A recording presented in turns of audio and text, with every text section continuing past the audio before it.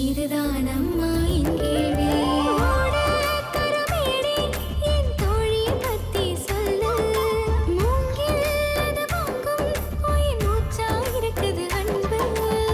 சரியான வெகுளி பொண்ணு அழகான தங்கரதும். அவ மனசு ஈரமண்ணு குலமெல்லாம் சொல்லிக் கொடு. ஆலமரமே ஆலமரமே அவளுக்கு நீ ஒரு ஊஞ்சல் கொடு. வாழ மரமா தோழி இருக்கா காத்தே அவளை நீ வாழ்த்தி விடு.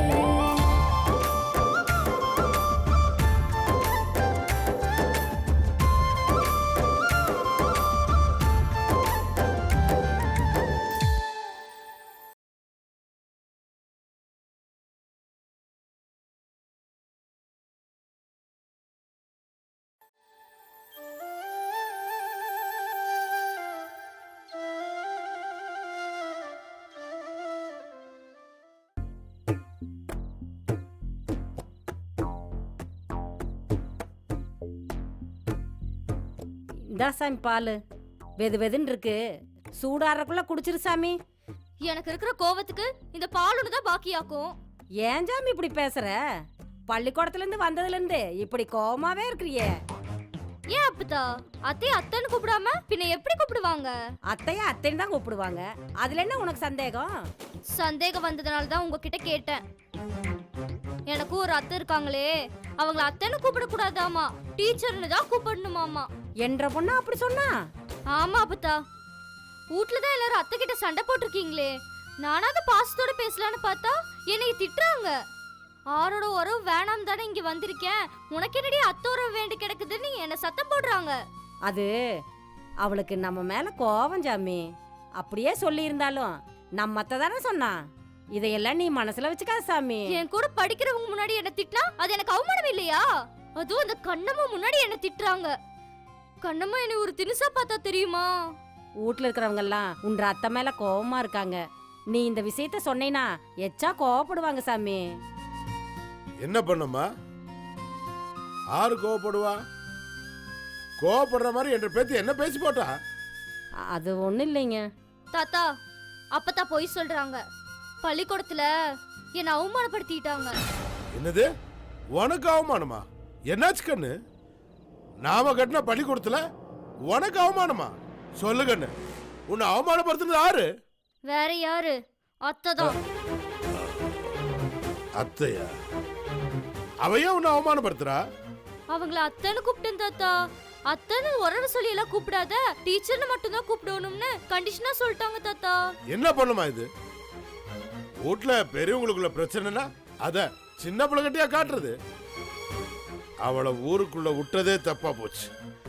அதுலயும் அந்த மருதாச்சரம் பேச்சை கேட்டு பள்ளிக்கூட வேலைக்கு சேர்த்தது அதோட தப்பா போச்சு. என்கிட்ட அப்படி பேசுனதுக்கு அவங்க கிட்ட அதை கேட்டே ஆகணும் தாத்தா. எனக்கு அழுகாச்சியா வருது தெரியுமா? வேண்டாம் கண்ணு, வேண்டாம் கண்ணு. கேக்குறது என்ன? அவளை ஊரை விட்டே துரத்துறேன். பண்ணிப்பா, அவ அங்க இருக்கா, வா ரெண்டுல ஒண்ணு பாத்துங்க. நீங்க போய் பேசினா அவ்வளவு நல்லா இருக்காதுங்க. உங்களுக்கும் கோபம் வரும், அவளும் கோபக்காரி. ரெண்டு கோபக்காரர்களும் பேசினா விவகாரம் தானுங்க வரும். அதனால நான் போய் பேசிட்டு வரணும். ஆமா, நீ போய் என்ன பேசுன்னு எனக்கு தெரியாதாக்கும். மவளை பார்த்தோன்ன கண்ணு சாமின்னு கொஞ்சுவ. நீ திட்டி அவ அடங்குவாளா? நானே போயிட்டு வரேன். ஐயா, நான் ஒன்னு சொல்லட்டுங்களா? சொல்லு பழனிப்பா. ஒன்னு என்ன 10 கூட சொல்லு. அம்மா சொன்ன மாதிரி இது பொம்பளைக்கு பொம்பளை பேசுறதாங்க நல்லது. ஆம்பளையும் பொம்பளையும் பேசினா சரியா வராதுங்க. நீங்க பொண்ணுன்னு பார்க்க மாட்டீங்க, அவங்க அப்பான்னு பார்க்க மாட்டாங்க. அவங்க மரியாதையை காப்பாத்திக்கிறதானுங்க நல்லது. அப்படியே சொல்ற பழனிப்பா? நீ சொன்னா சரியாதான் இருக்கும். தபார் பொன்னம்மா, நீ போய் அவகிட்ட பேசு. ஊருக்குள்ள வந்துட்டோம்னு ரொம்ப ஆட்டம் ஆட வேணான்னு சொல்லு. என்ற பேத்தி கண்ண கசக்குனா எனக்கு பிடிக்காது, அது உனக்கும் தெரியும். அது அவகிட்ட திட்டவட்டமா சொல்லி போடு, அவ்வளவுதான் சொல்லுவேன்.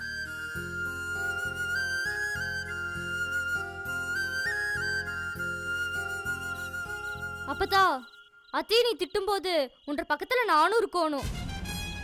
என்னை வச்சுட்டு நீ திட்டினாதான் அத்தைக்கு அவமானமா இருக்கும். அது என்ற கண்ணால நான் பார்க்கணும். என்ன? நல்ல குடும்பம், ஆளாளுக்கு பழி வாங்கல, யாரும் சளைச்சவங்க இல்ல. நாளைக்கு பள்ளிக்கூடம் போகும்போது நானும் வரேன். இப்பவாது இந்த பாலை குடிக்கிறியா கண்ணு? சரி கொண்டா. சக்கரை நிறைய போட்டிருக்கேல்ல? போட்டிருக்கேன் கண்ணு, குடி.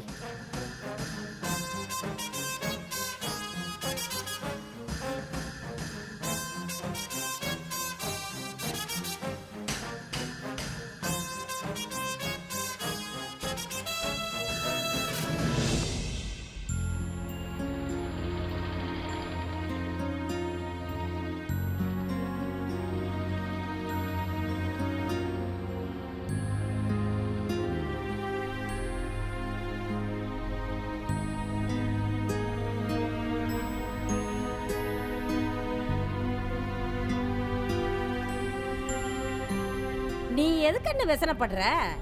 நான் தான் உன்ற அத்தைக்காரி கிட்ட பேச வரேன்னு இல்ல.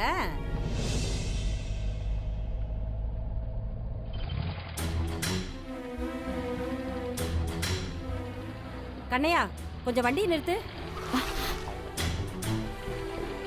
மஞ்சு,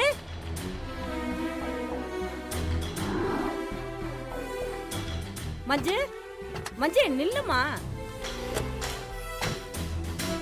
மஞ்சு, எப்படிமா இருக்க? ஆரோட தயவும் இல்லாம நான் நல்லா தான் இருக்கேன்.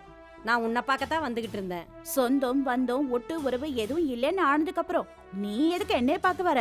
நான் உன்னை 10 மாசம் சுமந்து பெத்தபடி உன்னை பார்க்க வர்றதுக்கு எனக்கு எதுவும் காரணம் தேவையில்லை.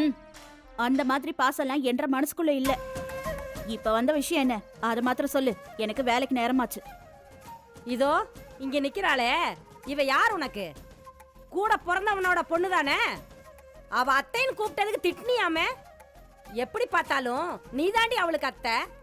நாளைக்கு இவ பெரிய மனுஷி ஆனானா அத்தை சீரை முதல்ல கொண்டு வந்து செய்யறவளே நீ தானே. அப்படிப்பட்டவளை ஏன் திட்டுற, கண்டிக்கிற? ஆரோட உறவும் வேணாம்னு தானே நான் வீட்டை விட்டு வெளியில வாழ்ந்துகிட்டு இருக்கேன்.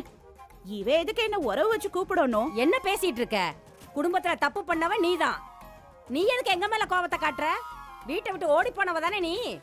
அப்படி இருந்தும் யாருக்கும் தெரியாம வீட்டுக்குள்ள மறைச்சு வச்சு சோறு பட்டவனா நீ. என்றகிட்டயே பாஸ்தா காட்ட மாட்டேங்கிறியே. இத பாரு, என்ற கோபம் உங்க மொத்த வீட்டு மேலையும் தான். உலகத்துல நடக்காததை நான் ஒண்ணும் செய்யலையே. என்னைய தேடி வந்த மனுஷனை மாட்டை விரட்டி அடிக்கிற மாதிரி அடிச்சு காலை உடைச்சு அனுப்பிச்சிருக்கீங்க. நான் கோபப்படுறது மட்டும் உங்களுக்கு தப்பா தெரியுதாக்கும். உன்ற புருஷனை அடிக்கிறது எங்களுக்கு வேண்டுதலா என்ன? அவன் திமிர் எடுத்து திரிஞ்சான். உன்ற பையனே நீ எல்லாம் ஒரு அப்பனான்னு கேட்டான். அவன் பண்ண அநியாயம் என்னன்னு உனக்கு தெரியுமா? அநியாயமும் அக்கிரமமும் ஆறு பண்ணல. என்ற புருஷன் பண்ணது மட்டும் உங்க கண்ணுக்கு தப்பா தெரியுதாக்கும். நீங்க அடிச்சு துரத்துட்டீங்கன்னு நான் தூக்கி எறிஞ்சிட்டு போயிட முடியுமா? சரி, இவன் கெட்டவன்னு வேற ஒருத்தனை கண்ணால கட்டிட்டு போக முடியுமா? அப்படி பண்ண நீங்க ஏத்துக்குவீங்களா? பண்ணையார் பொண்ணு ஒன்னும் பல பேரோட சுத்தல, ஒருத்தனை தான் கட்டிக்கிட்டு இருக்கா.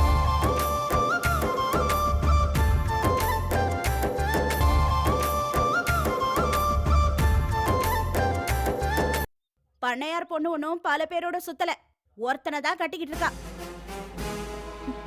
அவன் நல்லவனும் கேட்டவனும், கடைசி வரைக்கும் அவன் கூட தான் வாழுவேன். அதை புரிஞ்சுக்கோங்க. உன்ற தலையெழுத்த நீயே தேடிக்கிட்ட. இவனை புருஷனை அடையணும்னு உன்ற ஜாதகம் பேசும்போது நீ என்ன பண்ணுவ? இவன் என்ற பேத்தி கண்ணை கசக்கிட்டு வந்து அழுதா. உன்ற கிட்ட கேட்கணும்னு உன்ற அப்பன் தான் கிளம்புனாரு. அந்த மனுஷன் ஆத்திரத்துல ஏதாவது பேசிப்படுவாருன்னு நான் போய் கேட்டு வரேன்னு கிளம்பி வந்தேன். இனிமேலாது இவன் உன்ற அண்ணன் பொண்ணுன்னு நினைப்போட இரு. இவளை பொண்ணாவா வளர்த்தி வச்சிருக்கீங்க? ஊர் உலகத்துல இருக்கிற மொத்த திமிருக்கும் சொந்தக்காரியால வளர்த்தி வச்சிருக்கீங்க. படிப்புங்கிற வாசனை கூட வராம எதுக்கு பள்ளிக்கூடம் வரணும்? பொணக்காரிங்கிற திமிரு மட்டும்தான் உடம்புல இருக்குது. முதல்ல இவளை திருத்துங்க. இவ சின்ன பொண்ணு தானே, நல்லா படிச்சு வளர்ந்தது மட்டும் அப்பனாத்தா பேச்ச கேட்டு ஒழுக்கமா நடந்துச்சாக்கும். நீங்க உடனே என்ன குத்தி காட்டி பேச வேணாம். பெத்தவங்க செஞ்ச பாவம் தான் பிள்ளைங்களுக்கு. என்ற தலையெழுத்து இப்படியாக ஆறு என்ன பாவம் செஞ்சாங்களோ. ஒன்னு தெளிவா புரிஞ்சுக்கோங்க. இவளுக்கு நான் டீச்சர் மட்டும்தான். ஒரு சாதாரண ஸ்டூடெண்ட்டை எப்படி நடத்துவேனோ அப்படிதான் நடத்துவேன். ஓஹோ, மத்தவங்க முன்னாடி என்ன அவமானப்படுத்துறீங்க? அது மட்டும் எனக்கு அவமானம் இல்லையா? இந்த ஊர் பசங்களுக்கு நீங்க தான் என்ற அத்தைன்னு தெரியாதா? எனக்கு சப்போர்ட் பண்ணாம அந்த கண்ணம்மாவை மட்டும் தலைக்கு மேல வச்சு ஆடுறீங்க. அவ என்ன உங்களுக்கு சொந்தக்காரியா? அடச்சி, இந்த கேள்விக்கு உனக்கு பதில் சொல்லணும்னு அவசியம் இல்ல. நீ ஒரு படிக்காத மக்கு முண்டம். அவ அப்படி இல்ல, படிக்கிற பொண்ணு. என்னைய பொறுத்த வரைக்கும் ஆறு நல்லா படிச்சு மார்க் வாங்குறாங்களோ அவங்கள தான் நான் பாராட்டுவேன். பாருங்க பாட்டி எப்படி பேசுறாங்கன்னு. எனக்கு ஸ்கூலுக்கு போகவே பிடிக்கல. நீ அழாத கண்ணு. கண்ணுக்கு தெரியாம நீ எங்கேயோ இருந்தப்ப என்ற பொண்ணை என் கண்ணில் காட்ட மாட்டியான்னு தினமும் சாமி கிட்ட வேண்டிக்க வேண்டி எப்படியோ என்ற வேண்டுதல் பழிச்சு நீ இந்த ஊருக்குள்ள வந்துட்ட. நீ நம்ம வீட்ல இல்லைனாலும் நீ ஊருக்குள்ள எங்கேயோ இருக்கேன்னு சந்தோஷப்பட்டேன்டி. இந்த சின்ன பொண்ணுகிட்டயாடி உன்ற கோவத்தை காட்டுவ? அப்படி அவ என்னடி செஞ்சா? இவ ஸ்கூலுக்கு படிக்க வரல, மத்தவங்க முன்னாடி இவ பணக்காரன்னு காட்டிக்கிறதுக்கு தான் வரா. முதல்ல இவளை திருத்துங்க. அது மட்டும் இல்ல, உங்க பேத்தியோட டீச்சரா என்ன பார்க்கணும்னா மட்டும் வாங்க. மத்தபடி உறவை சொல்லிட்டு என்னைய பார்க்க வந்துடாதீங்க.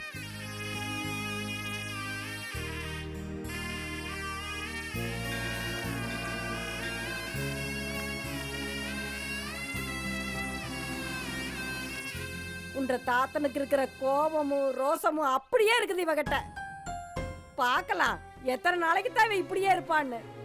விடுங்க பாட்டி, உறவே வேணாம்னு சொல்லிட்டு போயிட்டாங்கல்ல. அவங்களுக்கே உறவு வேணாங்கிறப்போ நமக்கு மட்டும் எதுக்கு உறவு? அத்தையாச்சே இறங்கி வருவாங்கன்னு தான் உங்களையும் கூட்டிட்டு வந்தேன். டீச்சராமல்ல டீச்சரு, அப்படியே இருந்துட்டு போட்டோம். நீங்க போங்க, நான் பள்ளிக்கூடம் போய்க்கிறேன். கண்ணையா அந்த பேக் எடுங்க. கண்ணு கார்ல கொண்டு வந்து விடுறேன் சாமி. பக்கம் தானே, நானே நடந்து போய்க்கிறேன் பாட்டி. நீங்க போங்க.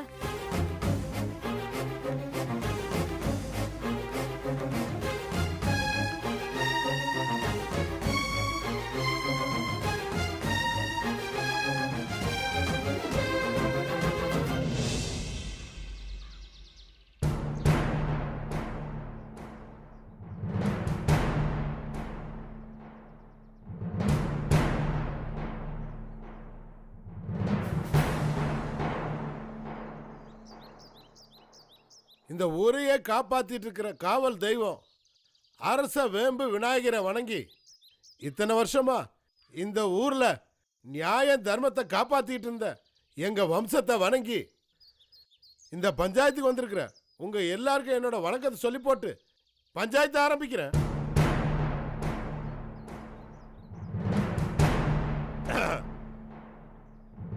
பஞ்சாயத்தை கூப்பிட்டதாரு? நான் தானுங்க. பஞ்சாயத்துக்கு என்ன பிரச்சனை எடுத்துட்டு வந்திருக்கீங்க? முதல்ல பஞ்சாயத்துக்கு தீர்ப்பு சொல்ல போறது ஆறுன்னு தெரியப்படுத்துங்க. ஏன்னா குத்தமே பஞ்சாயத்து நடத்துற பண்ணையார் வீட்டு மேலதான்.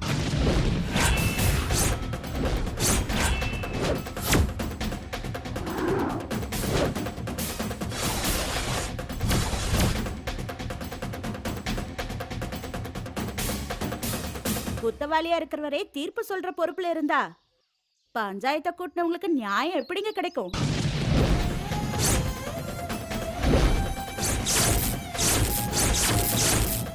ஏண்டி பேசாம இருக்க மாட்டேன்?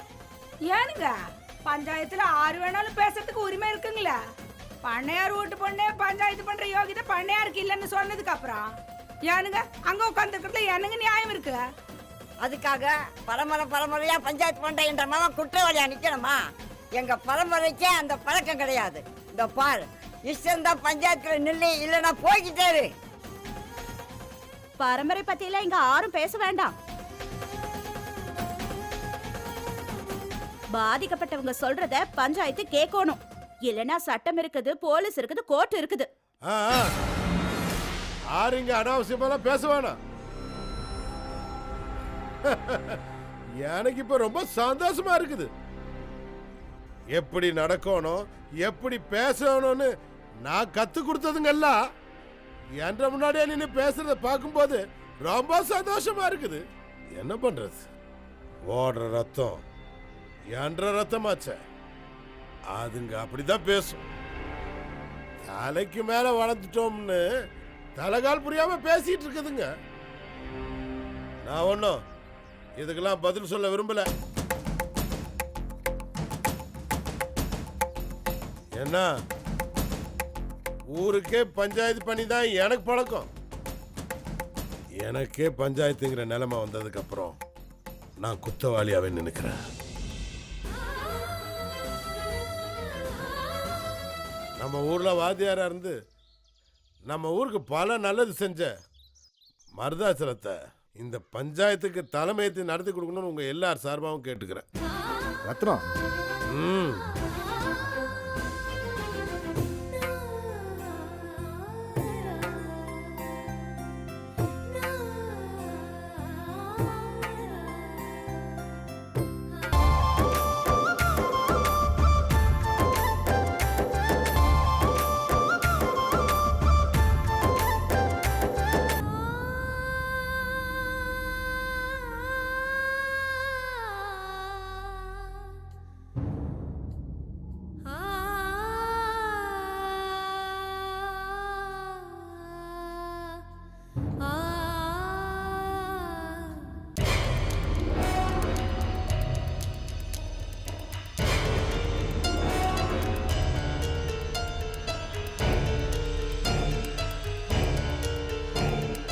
பண்ணையார் வீட்டு மேலே குத்தம் சொல்லி பஞ்சாயத்து கூடி இருக்கிறதுனால இந்த பஞ்சாயத்தை நானே தலைமை தாங்கி நடத்துறதா உங்கள் எல்லார் முன்னையும் சம்மதம் தெரிவிச்சுக்கிறேனுங்க. அதோட இந்த பஞ்சாயத்து நல்லபடியாக நடக்கிறதுக்கு உங்கள் எல்லாரோட ஒத்துழைப்பையும் கேட்டுக்கிறேனுங்க. வணக்கங்க. ஒன்றரை பிரச்சனை என்னம்மா? ஐயா, என்ற பொண்ணு கற்பகத்தை பண்ணையார் மாமா சக்தி வேலுக்கு கட்டி கொடுத்துருக்கானுங்க. அது இந்த ஊருக்கே தெரியுமுங்க. 2 பேரும் நல்லா தான் கொடுத்தனும் பண்ணிக்கிட்டு இருந்தாங்கங்க. திடீர்னு ஒரு நாள் பண்ணையார் மாமா சக்தி வேலு, அதான் என்ற மருமவனுங்க, யாருக்கும் தெரியாம ஒரு பொண்ணை கூட்டியாந்து தோப்பு வீட்டில் வச்சு கொடுத்தன நடத்திக்கிட்டு இருந்திருக்காருங்க. இதை இந்த ஊர் மக்களே சொல்றாங்க.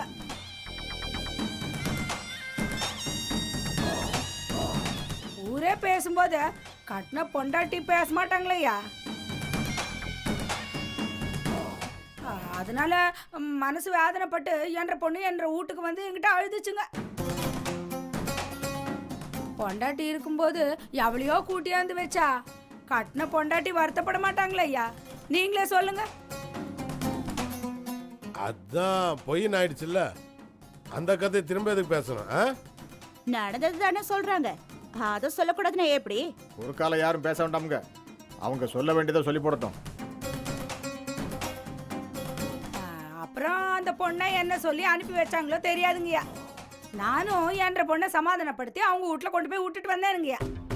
வீட்டுக்குள்ள வந்த பொண்ணுகிட்ட அவங்க மவன் ஊர் பாரமிக்குதான் நீ என்ற பொண்டாட்டி, வீட்டுக்குள்ள நீ யாரோ நான் யாரோன்னு சொல்லி கேவலப்படுத்திருக்காருங்க. உன்ற பொண்ணு சொல்லாமக்கெல்லாம் வீட்டை விட்டு கிளம்பி போனா, அப்படி ஏன் போனேன்னு கேட்டது தப்பாக்கும். கொடுமைப்படுத்தினது உங்க மவன், மாமியார் கொடுமை நான் சொல்லலையே.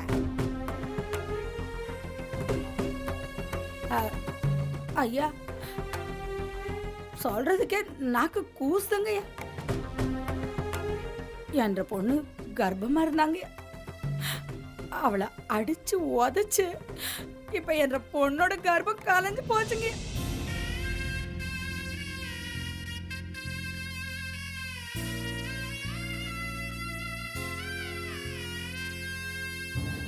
கர்ப்பமாயிருந்த என்ற மாவன் வயத்துல இவர் மாவன் எட்டி வந்துச்சு கர்ப்பத்தையே கலைச்சிட்டாருங்க. முறைப்படி பார்த்தா இது கொலை கேசுங்கய்யா. இத நான் பொம்பளை போலீஸ்ல போய் கம்ப்ளைண்ட் பண்ணிருந்தேன்னு வைங்க, குடும்பத்தோட தூக்கி இவங்கள உள்ள வச்சிருப்பாங்க. ஆனா நான் அப்படி செய்யலைங்க. புருஷன் பொண்டாட்டி அத்து விடணும்னா நான் அதை செஞ்சிருக்கணும். ஆனா நான் அப்படி செய்யலைங்க. இத பாருங்க, ஒருத்தன் கூடவே வாழ்ந்து ஒருத்தன் கூடவே சாவணுங்கிற பரம்பரையில வந்தவன் நானுங்க. அதுக்காக தான் இந்த பஞ்சாயத்தையே நான் இப்ப கூட்டியிருக்கேன். எனக்கு இதுக்கான நியாயம் கண்டிப்பா கிடைக்கணுங்க. ஏங்க ரத்னம், உங்க மாமா சக்திவேலு ஏங்க பஞ்சாயத்துக்கு வரல? அவன் மனசு சரியில்லைன்னு வெளியூர் போயிருக்கானுங்க. அதான் நாங்க குடும்பத்தோட வந்திருக்கோம் இல்லைங்க. பஞ்சாயத்து என்ன முடிவெடுத்தாலும் அதுக்கு அவன் கட்டுப்படுவானுங்க. அதுக்கு நான் உத்தரவாதம் தரேனுங்க. இது என்னங்க நியாயம்? தப்பு செஞ்சது ஒருத்தர், தண்டனை ஏத்துக்கிறது இன்னொருத்தங்களா? அது சரிம்மா, உன் பொண்ணு கற்பம் ஏன் பஞ்சாயத்துக்கு வரல? ஐயோ, என்னங்க இப்படி அநியாயமா கேட்டு போட்டீங்க. கர்ப்பம் கலைஞ்சு மயக்கமா கிடக்குறவள எப்படிங்க இந்த பஞ்சாயத்து கூட்டிட முடியும்? சரி சரி, பையன் வீட்டு தரப்புல என்ன சொல்றீங்க? இது புருஷன் பொண்டாட்டி சண்டைங்க. புருஷன் பொண்டாட்டி சண்டைய வீதி கொண்டு வருது இவங்களுக்கு பொழப்பா போச்சுங்க.